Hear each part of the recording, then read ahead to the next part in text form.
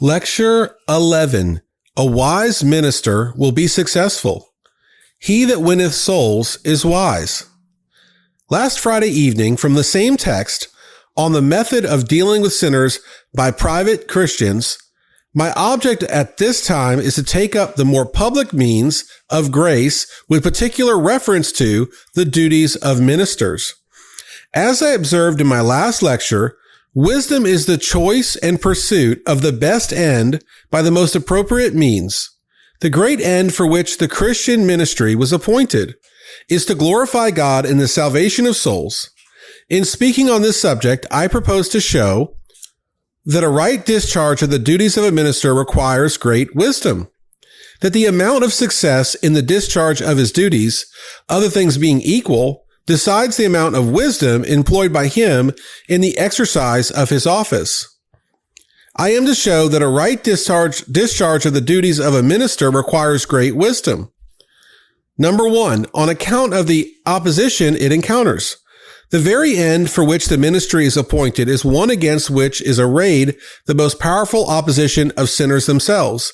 If men were willing to receive the gospel, and there were nothing needed to be done but to tell the story of redemption, a child might convey the news, but men are opposed to the gospel. They're opposed to their own salvation. In this way, their opposition is often violent and determined. I once saw a maniac who had formed designs against his own life, and he would exercise the utmost sagacity and cunning to effect his purpose. He would be as artful and make his keepers believe he had no such design, that he had given it all up, and would appear as mild and sober, and at the instant the keeper was off his guard, he would lay hands on himself. So sinners often exercise great cunning in evading all efforts that are made to save them. And to meet this dreadful cunning and overcome it, so as to save men, ministers need a great amount of wisdom. Number two, the particular means appointed to be employed in the work show the necessity of great wisdom in ministers. If men were converted by an act of physical omnipotence, creating some new taste or something like that, and if sanctification were nothing but the same physical omnipotence, rooting out the remaining roots of sin from the soul, it would not require so much sagacity and skill to win souls. Nor would there then be any meaning in the text. But the truth is that regeneration and sanctification are to be effected by moral means, by argument and not by force. There never was and never will be anyone saved by anything but truth as the means. Truth is the outward means, the outward motive, presented first by man and then by the Holy Spirit. Take into view the opposition of the sinner himself, and you see that nothing, after all, short of the wisdom of God and the moral power of the Holy Spirit, can break down this opposition and bring him to submit to God. Still, the means are to be used by men, and means adapted to the end, skillfully used. God has provided that the work of conversion and sanctification shall in all cases be done by means of that kind of truth applied in that connection and relation, which is fitted to produce such a result. Number three, he has the powers of earth and hell to overcome, and that calls for wisdom. The devil is constantly at work, trying to prevent the success of ministers, laboring to divert the attention from the subject of religion, and to get the sinner away from God and lead him down to hell. The whole framework of society almost is hostile to religion. Nearly all the influences which surround a man from his cradle to his grave in the present state of society are calculated to defeat the design of the ministry. Does not a minister then need great wisdom to conflict with the powers of darkness and the whole influence of the world in addition to the sinner's own opposition? Number four, the same is seen from the infinite importance of the end itself. The end of the ministry is the salvation of the soul. When we consider the importance of the end and the difficulties of the work, who will not say with the apostle, who is sufficient for these things? Number five, he must understand how to wake up the church and get them out of the way of the conversion of sinners. This is often the most difficult part of a minister's work and requires more wisdom and patience than anything else. Indeed, to do this successfully is a most rare qualification in the Christian ministry. It is a point where almost all ministers fail. They know not how to wake up the church and raise the tone of piety to a high standard, and thus clear the way for the work of conversion. Many ministers can preach to sinners very well, but gain little success, while the counteracting influence of the church resists it all, and they have not skill enough to remove the difficulty. There is only here and there a minister in the country who knows how to probe the church when they are in a cold, backslidden state, so as effectually to wake them up and keep them awake. The members of the church sin against such light that when they become cold, it is very difficult to rouse them up. They have a form of piety which wards off the truth, while at the same time it is just that kind of piety which has no power nor efficiency. Such professors are the most difficult individuals to arouse from their slumbers. I do not mean that there are always more wicked than the impotent. There are often employed about the machinery of religion and pass for very good Christians, but are of no use in a revival. I know ministers are sometimes amazed to hear it said that churches are not awake. No wonder such ministers do not know how to wake a sleeping church. There was a young licentiate heard Brother Foot the other day in the city pouring out truth and trying to wake up the churches. And he knew so little about it that he thought it was abusing the churches. So perfectly blind was he that he really thought the churches in New York were all awake on the subject of religion. So some years ago, there was a great controversy and opposition raised because so much was said about the churches being asleep. It was all truth, yet many ministers knew nothing about it and were astonished to hear such things said about the churches. When it has come to this, that ministers do not know when the church is asleep, no wonder that we have no revivals. I was invited once to preach at a certain place. I asked the minister what was the state of the church. "Oh," says he, "to a man they are awake." I was delighted at that idea of laboring in such a church, for it was a sight I had never yet seen, to see every single member awake in a revival. But when I got there, I found the church sleepy and cold, and I doubt whether one of them was awake. Here is the great difficulty in keeping up revivals. To keep the church thoroughly awake and engaged, it is one thing for a church to get up in their sleep and bluster about and run over each other, and widely different thing for them to have their eyes open and their senses about them and be wide awake so as to know how to find God and how to work for Christ. Number 5, he must know how to set the church to work when they are awake. If a minister attempts to go to work alone, calculating to do it all himself, it is like attempting to roll a great stone up a hill alone. The church can do much to help forward a revival. Churches have sometimes had powerful revivals without any minister. But when a minister has a church who are awake and knows how to set them to work and how to sit at the helm and guide them, he may feel strong and oftentimes may find that they do more than he does himself in the conversion of sinners. In order to be successful, a minister needs great wisdom to know how to keep the church to the work. Often the church seems just like children. You set children to work and they appear to be all engaged, but as soon as your back is turned, they will stop and go and play.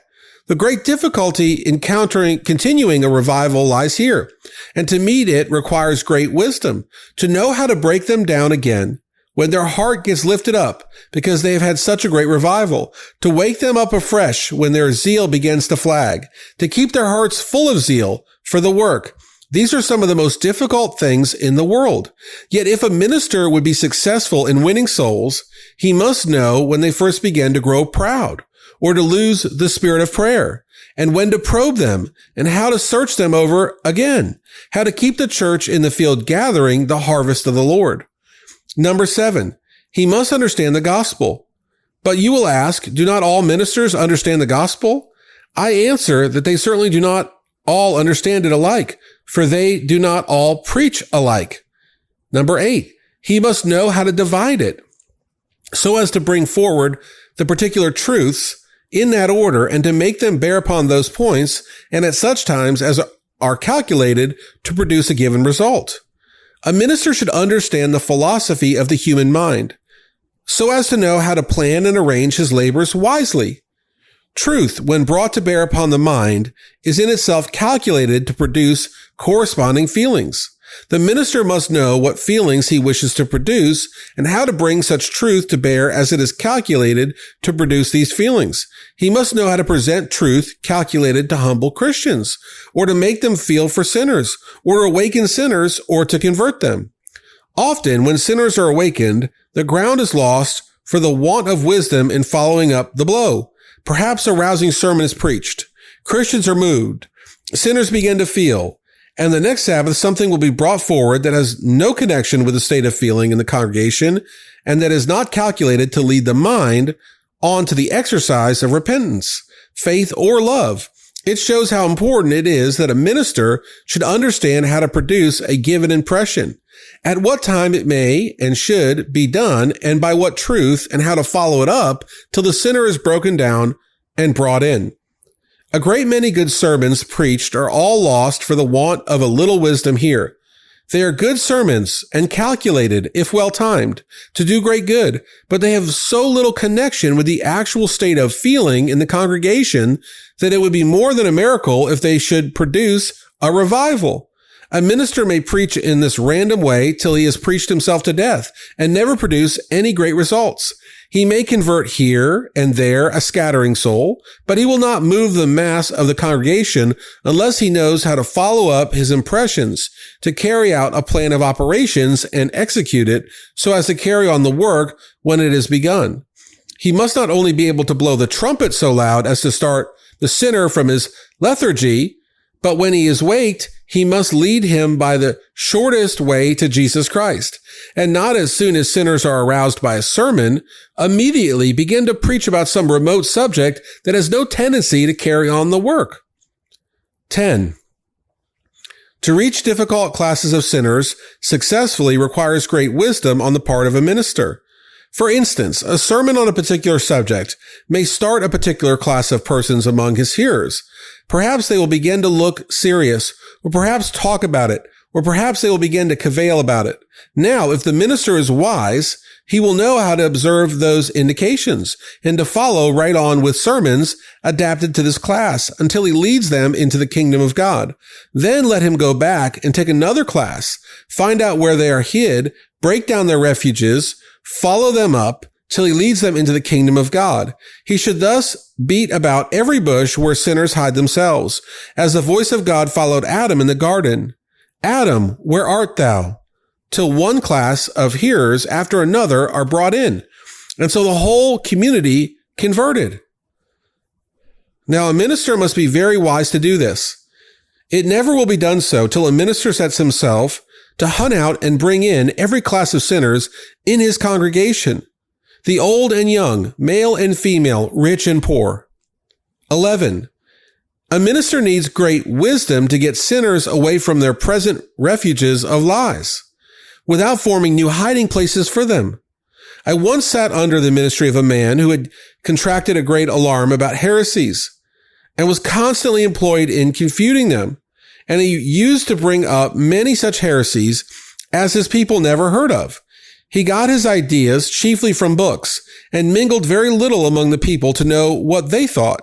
And the result of his labors often was that the people would be taken with the heresy more than with the argument against it. The novelty of the error attracted their attention so much that they forgot the answer. And in that way, he gave many of his people new objections against religion, such as they never thought of before. If a man does not mingle enough with mankind to know how people think nowadays, he cannot expect to be wise to meet their objections and difficulties. I have heard a great deal of preaching against universalists that did more hurt than good, because the preachers did not understand how universalists of the present day reason. They have never mingled with universalists and know not what they believe and how they argue now, but have got all they know of universalism from books that were written long ago and are now out of date among universalists themselves. And the consequence is that when they attempt to preach against universalism, they oppose a man of straw and not universalist sentiments as they are now found in the community. and people either laugh at them or say it is all lies, for they know Universalists do not hold such sentiments as are ascribed to them by the preacher. When ministers undertake to oppose a present heresy, they ought to know what it is at present. For instance, almost all those who write and preach against universalism think they are called upon to oppose the idea that God is all mercy. They suppose universalists hold the doctrine that God is all mercy, and that when they have refuted this doctrine, they have got universalists down. But this is not true. They do not hold such doctrine. They deny it altogether. They reject the idea of mercy in the salvation of men, for they hold that every man is punished in full according to his just deserts. Of what use is it then to argue against universalists that God is a God of justice and not a God of all mercy when they hold to the justice of God alone as the ground of salvation and do not admit to the idea of mercy at all? In like manner, I have heard men preach against the idea that men are saved in their sins, and they suppose they were preaching down Universalist doctrine. Universalists believe no such thing. They believe that all men will be made holy and saved in that way.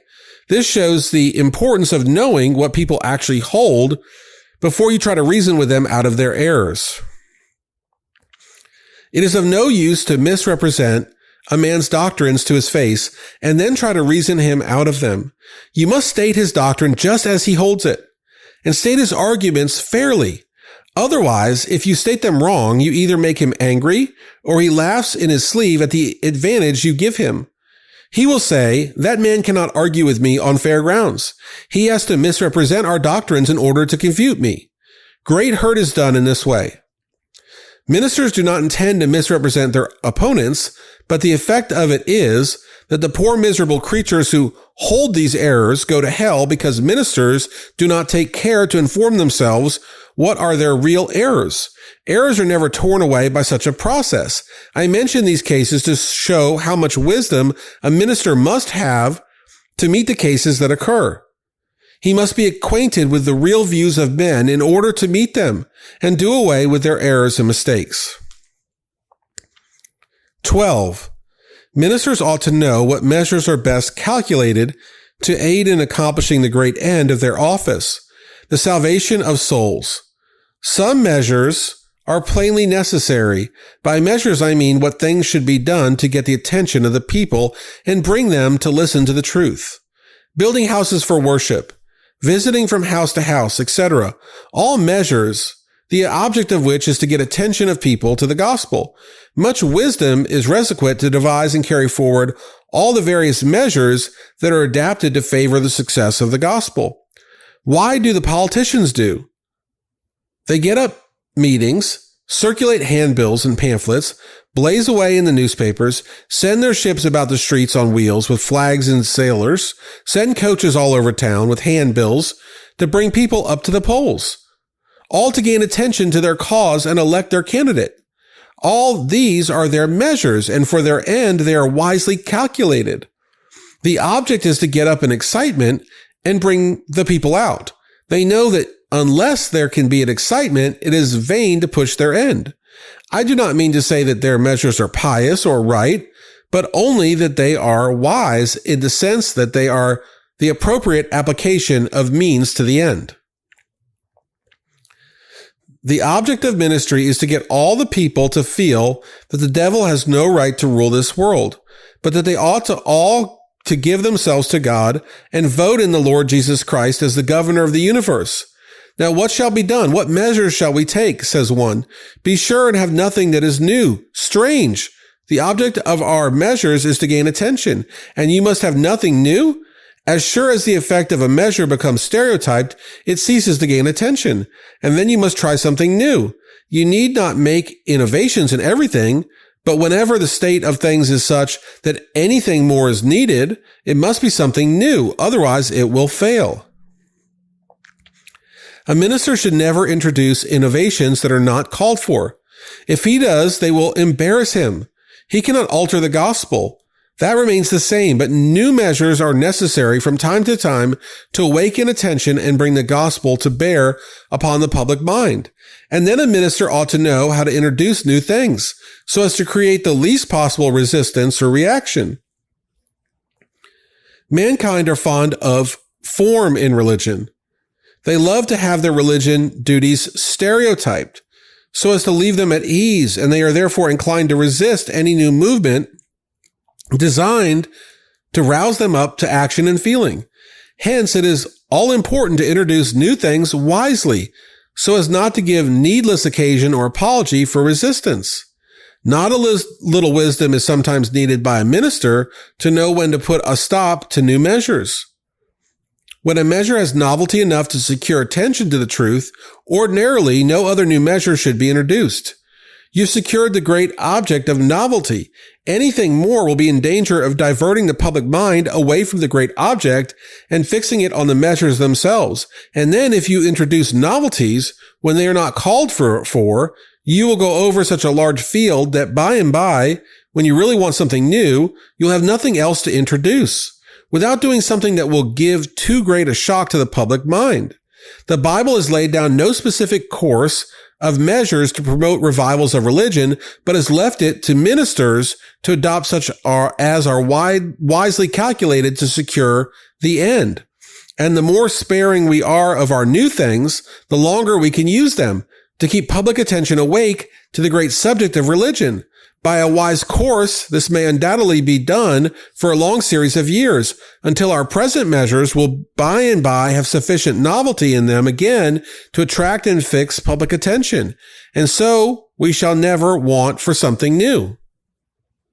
Number 14, a minister to win souls must know how to deal with careless, with awakened, with anxious sinners, so as to lead them right to Christ in the shortest, most direct way. It is amazing to see how many ministers there are who do not know how to deal with sinners or what to say to them in their various states of mind. A good woman in Albany told me that when she was under concern, she went to her minister and asked him to tell her what she must do to get relief. And he said God had not given him much experience on the subject and advised her to go to such a deacon who perhaps could tell her what to do. The truth was, he did not know what to say to a sinner under conviction, although there was nothing peculiar in her case. Now, if you think this minister a rare case, you are quite deceived. There are many ministers who do not know what to say to sinners. A minister once appointed an anxious meeting and went to attend it, and instead of going round to the individuals, he began to ask them the catechism, wherein doth Christ execute the office of a priest? About as much in a point to get a great many of their minds as anything else. I know a minister who held an anxious meeting and went to attend it with a written discourse, which he had prepared for the occasion, just as wise as it would be if a physician going out to visit his patients should sit down at leisure and write all the prescriptions before he had seen them. A minister needs to know the state of mind of the individuals before he can know what truth will be proper and useful to administer. I say these things not because I love to do it, but because truth and the object before me requires them to be said.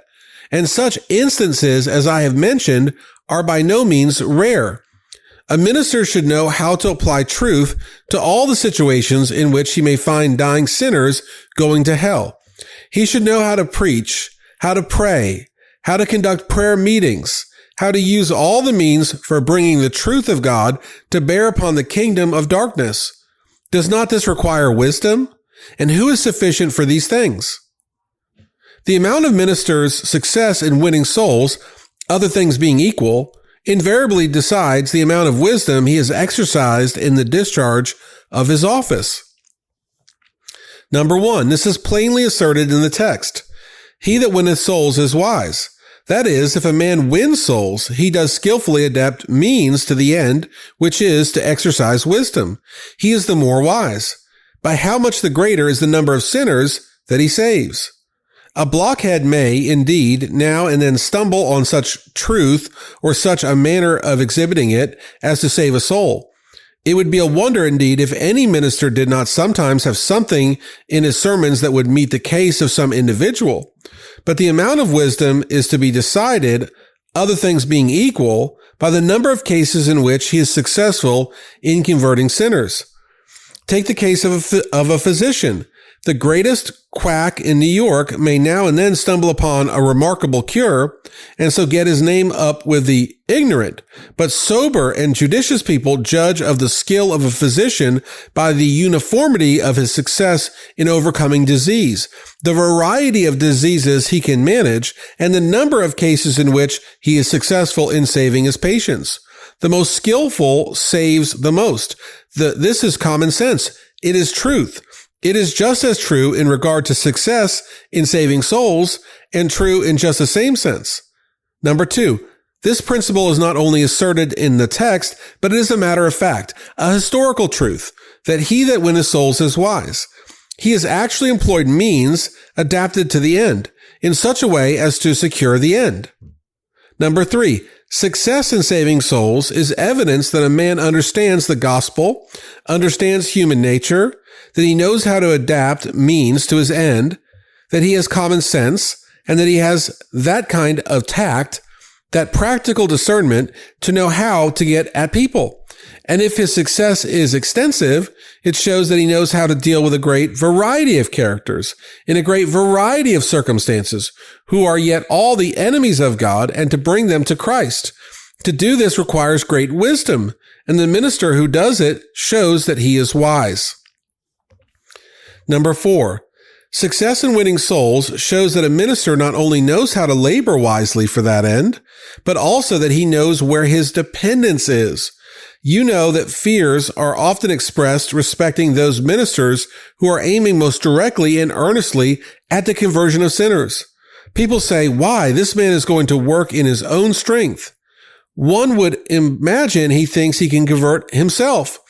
How often has the event showed that the man knows what he is about very well and knows where his strength is too. He went to work to convert sinners so earnestly, just as if he could do it all himself. But that was the very way he should do. He ought to reason with sinners and plead with them as faithfully and fully as if he did not expect any interposition of the Spirit of God, or as if he knew there was no Holy Ghost.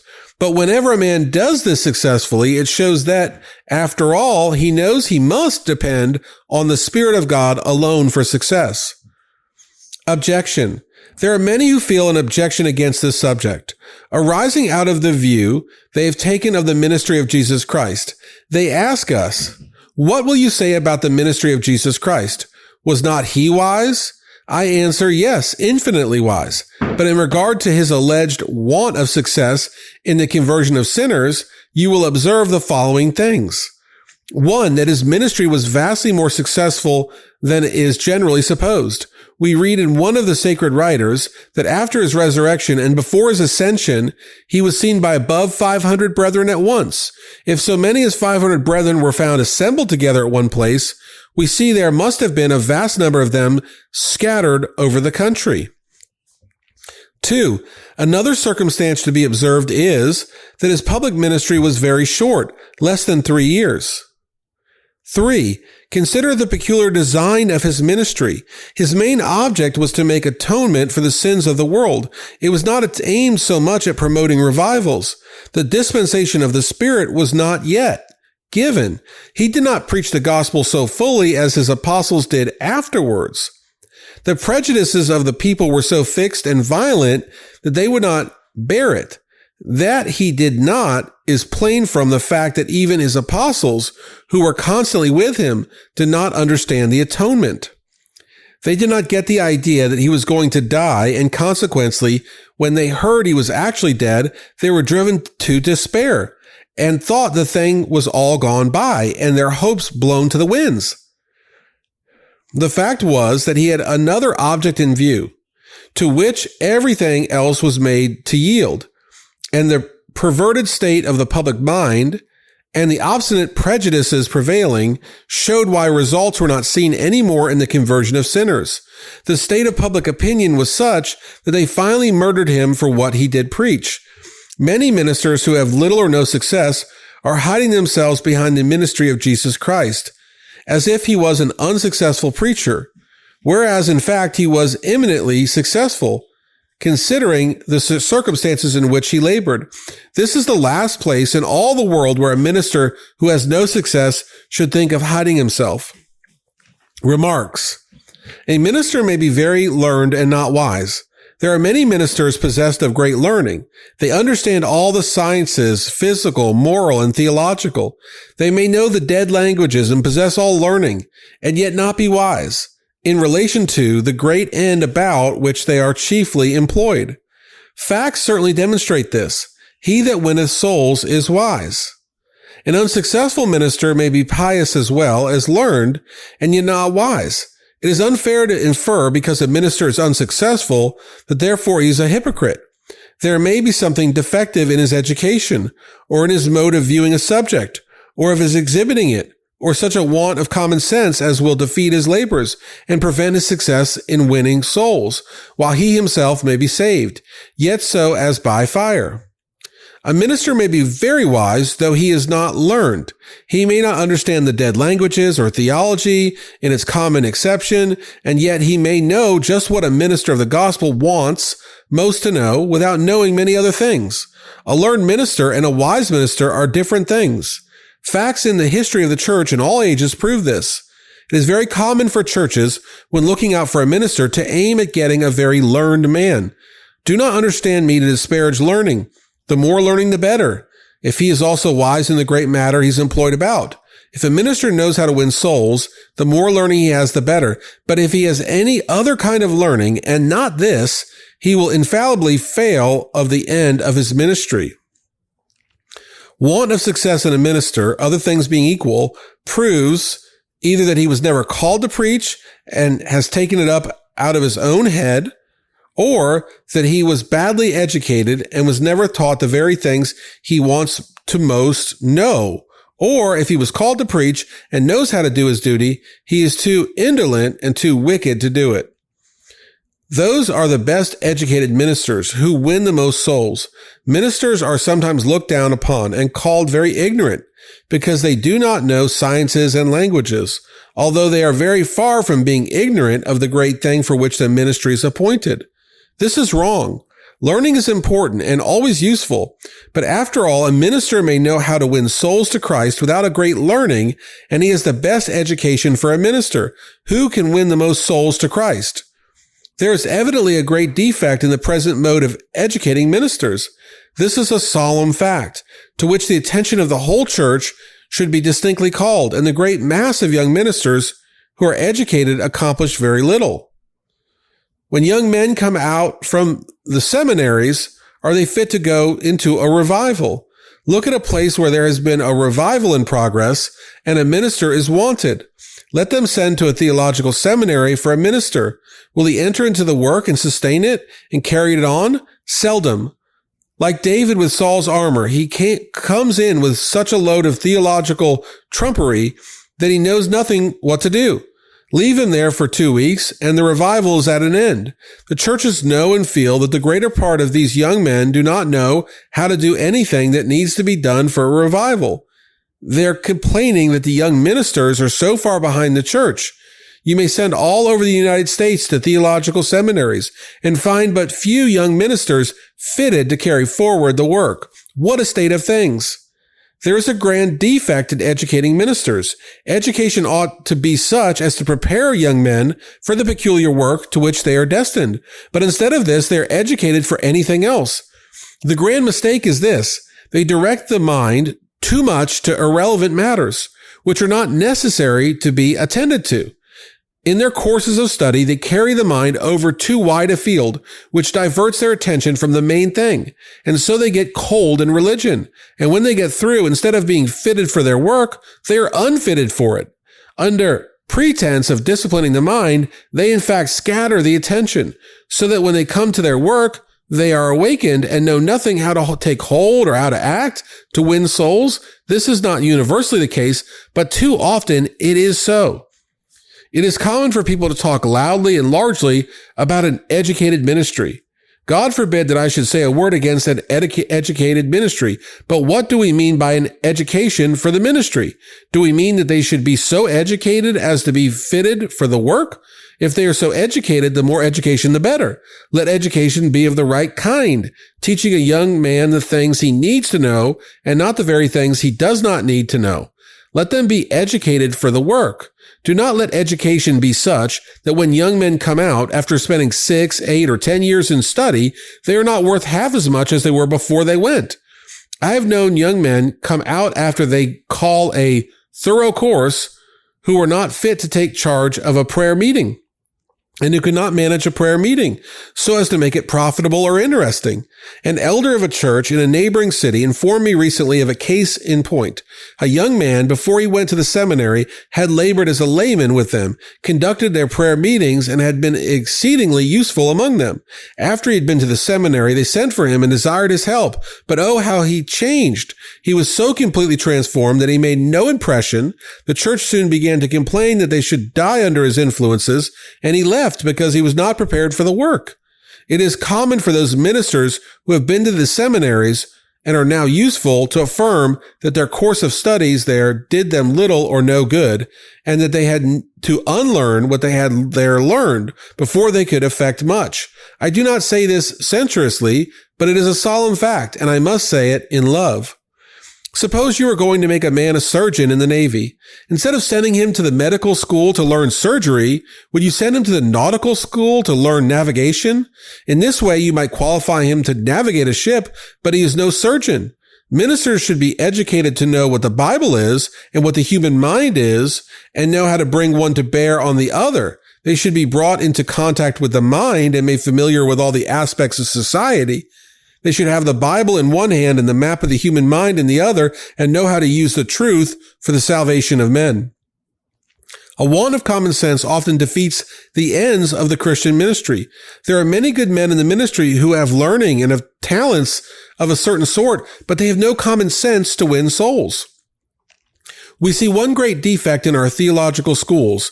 Young men are shut up in their schools, confined to books, and shut out from intercourse with the common people or contact with a common mind. Hence, they are not familiar with the mode in which common people think. This accounts for the fact that some plain men that have been brought up to business and acquainted with human nature are 10 times better qualified to win souls than those who are educated on the present principle and are in fact 10 times as well acquainted with the proper business of the ministry. These are called uneducated men. This is a grand mistake. They are not learned in science, but they are learned in the very things which they need to know as ministers. They are not ignorant ministers, for they know exactly how to reach the mind with truth. They understand the minds of men and how to adapt the gospel to their case. They are better furnished for their work than if they had all the machinery of the schools. I wish to be understood. I do not say that I would not have a young man go to school, nor would I discourage him from going over the field of science. The more the better, if together with it, he learns also the things that the minister needs to know in order to win souls.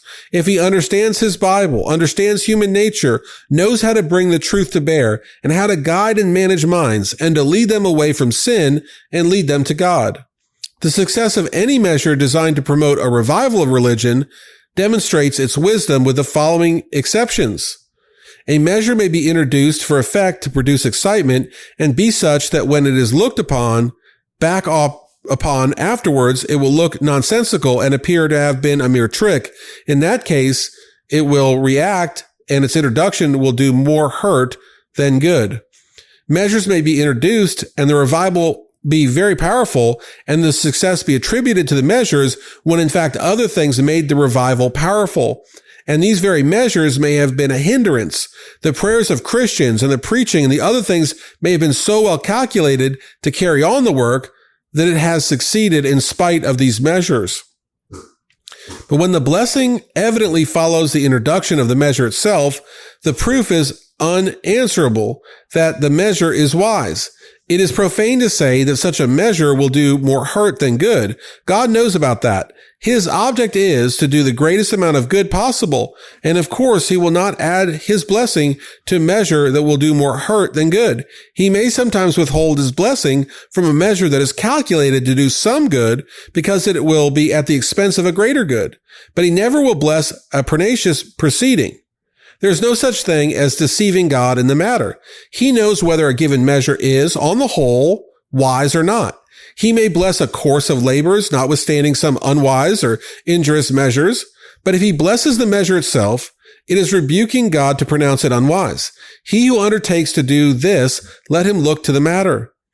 It is evident that much fault has been found with measures, which have been preeminently and continually blessed of God for the promotion of revivals. We know it is said that the horrid oaths of a profane swearer have been the means of awakening another less hardened sinner. But this is a rare case. God does not usually make such a use of profanity. But if a measure is continually or usually blessed, let the man who thinks he is wiser than God call it in question. Take care how you find fault with God. Christians should pray for ministers. Brethren, if you felt how much ministers need wisdom to perform the duties of their great office with success, how ignorant they all are, and how insufficient they are of themselves to think anything as of themselves, you would pray for them a great deal more than you do.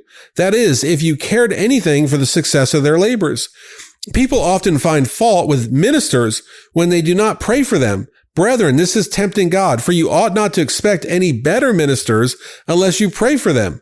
And you ought not to expect a blessing on the labors of your minister or to have your families converted by his preaching where you do not pray for him. And so for others, the waste places and the heathen, instead of praying all the time, only that God would send out more laborers, you have need to pray that God would make ministers wise to win souls, and that those he sends out may be properly educated so that they shall be scribes well instructed in the kingdom of God.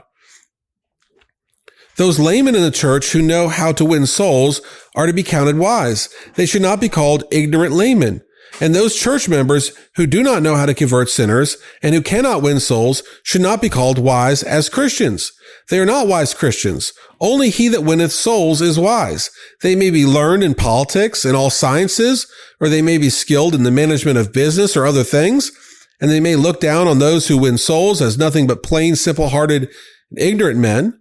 If any of you are inclined to do this and to undervalue those brethren who win souls as being not so wise and cunning as you are, you deceive yourselves.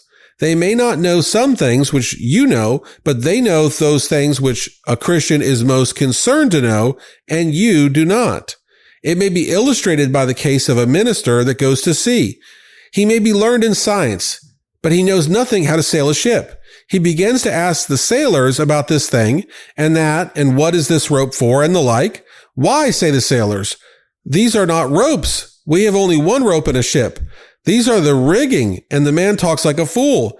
And so this learned man becomes a laughingstock, perhaps to the sailors, because he does not know how to sail a ship. But if he were to tell them one half of what he knows about science, perhaps they would think him a conjurer to know so much. So learned students may understand their hic, hac very well, and may laugh at the humble Christian and call him ignorant, although he may know how to win more souls than 500 of them. I was once distressed and grieved at hearing a minister bearing down upon a young preacher who had been converted under remarkable circumstances and who was licensed to preach without pursuing a regular course of study. This minister, who was never or at least rarely known to convert a soul, bore down upon the young man in a very lordly, censorious manner, depreciating him because he had not had the advantage of a liberal education, when in fact he was instrumental in converting more souls than any 500 ministers like himself. I would say nothing to undervalue or lead you to undervalue a thorough education for ministers, but I do not call that a thorough education, which they get in our colleges and seminaries. It does not fit them for their work. I appeal to all experience, whether our young men in seminaries are thoroughly educated for the purpose of winning souls. Do they do it? Everybody knows they do not. Look at the reports of the Home Missionary Society. If I recollect right, in 1830, the number of conversions in connection with the labors of the missionaries of that society did not exceed 5 to each missionary. I believe the number has increased since, but is still exceedingly small to what it would have been had they been fitted by a right course of training for their work. I do not say this to reproach them, for from my heart I pity them, and I pity the church for being under the necessity of supporting ministers so trained or none at all. They are the best men the Missionary Society can obtain. I suppose, of course, that I shall be reproached for saying this, but it is too true and too painful to be concealed. Those fathers who have the training of our young ministers are good men, but they are ancient men, men of another age and stamp, from what is needed in these days of excitement, when the church and the world are rising to new thought and action. Those dear fathers will not, I suppose, see this, and will perhaps think hard of me for saying it, but it is the cause of Christ. Some of them are getting back towards second childhood and ought to resign and give in place to younger men who are not rendered physically incapable by age of keeping pace with the onward movements of the church. And here I would say that to my own mind, it appears evident that unless our theological professors preach a good deal, mingle much with the church, and sympathize with her in all her movements, it is morally, if not naturally, impossible that they should succeed in training young men to the spirit of the age. It is a shame and a sin that the theological professors who preach but seldom, who are withdrawn from the active duties of the ministry, should sit in their studies and write their letters, advisory or dictatorial, to ministers and churches who are in the field and who are in circumstances to judge what needs to be done. The men who spend all or at least a portion of their time in the active duties of the ministry are the only men who are able to judge of what is expedient or inexpedient, prudent or imprudent, as to measure from time to time. It is as dangerous and ridiculous for our theological professors who are withdrawn from the field of conflict to be allowed to dictate in regard to the measures and movements of the church as it would be for a general to sit in his bedchamber and attempt to order a battle. Two ministers were one day conversing about another minister whose labors were greatly blessed in the conversion of some thousands of souls. One of them said, "That man ought not to preach any more. He should stop and go to a particular theological seminary, which he named, and go through a regular course of study. He said the man had a good mind, and if he was thoroughly educated, he might be very useful." The other replied, "Do you think he would be more useful for going to that seminary? I challenge you to show by facts that any more useful have been there." "No, sir. The fact is that since this man has been in the ministry, he has been instrumental in converting more souls than all the young men who have come from that seminary in the time." This is logic. Stop and go to a seminary to prepare himself for converting souls when he is now converting more than all who come from the seminary. Finally, I wish to ask you, before I sit down, who among you can lay any claim to the possession of this divine wisdom? Who among you, laymen, who among you, ministers, can any of you, can I, are we at work wisely to win souls? Or are we trying to make ourselves believe that success is no criterion of wisdom? It is criteriation. It is a safe criteriation for every minister to try himself by. The amount of his success, other things being equal, measures the amount of wisdom he has exercised in the discharge of his office. How few of you have ever had wisdom enough to convert so much as a single sinner? Do not say now, "I cannot convert sinners." How can I convert sinners? God alone can convert sinners. Look at the text. "He that winneth souls is wise." And do not think you can escape the sentence. It is true that God converts sinners, but there is a sense, too, in which ministers convert them. And you have something to do, something that requires wisdom. Something which, if you do it wisely, will ensure the conversion of sinners in proportion to the wisdom employed. If you never have done this, it is high time to think about yourselves and see whether you have wisdom enough to save even your own souls. Men, women, you are bound to be wise in winning souls. Perhaps you already souls have perished. Perhaps a friend or a child is in hell because you have not put forth the wisdom which you might in saving them.